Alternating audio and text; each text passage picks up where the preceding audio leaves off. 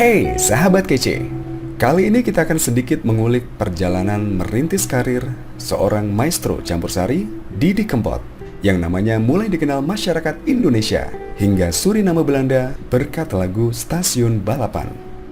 Iya, Didi remaja, bukanlah anak yang suka belajar layaknya anak-anak SMA lainnya. Didi bahkan sudah memutuskan untuk memilih tidak melanjutkan sekolah dan berkeinginan meraih kesuksesan dari mengamen. Setelah selalu membolos dan berpura-pura sekolah, akhirnya Didi remaja pun memberanikan diri untuk berkata jujur ke orang tuanya, Mbah Ranto Edi Gudel, untuk memilih menjadi pengamen dan bertekad kuat meraih kesuksesan suatu saat nanti. Ya, kejujuran tersebut pun berbuah hasil. Akhirnya ayahnya pun memberikan izin untuk menjalani apa yang disukai Didi.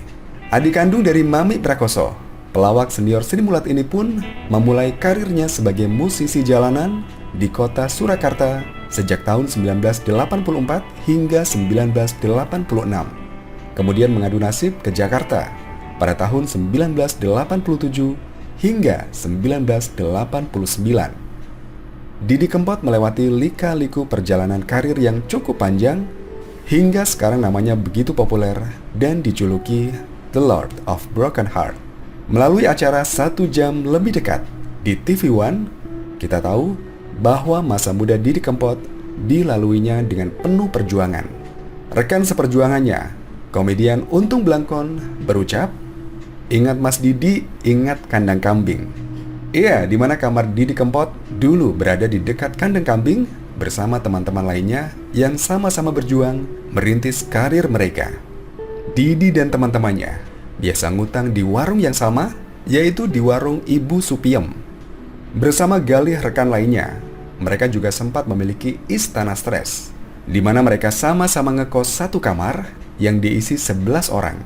Didi bilang, kala itu bayarnya per bulan cuma 22.000. Jadi satu anak patungannya Rp2.000. Itu pun banyak yang jarang bisa bayar. Iya, kala itu mereka tinggal di Palmerah, timur kuburan Kemanggisan. Didi tinggal di depan warung Ibu Supiem, tepat di atas kandang kambing. Meskipun akhirnya hanya Didi Kempot yang namanya mampu melejit dan melambung hingga dikenal seantero Indonesia, bahkan luar negeri, namun Didi dikenal sebagai seorang sahabat yang sangat baik. Seperti yang pernah disampaikan sang istri, Yan Velia, teman Mas Didi dari dulu hingga saat ini itu masih sama.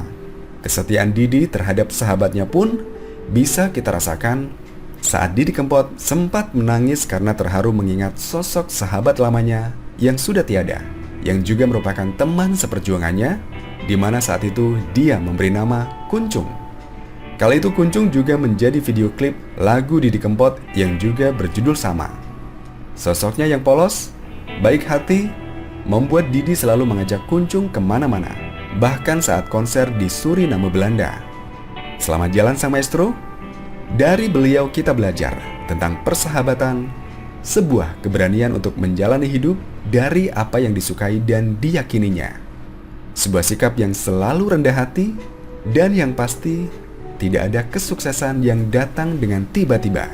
Butuh perjuangan yang berliku dan proses yang panjang yang kadang penuh dengan ketidaknyamanan dan suka duka.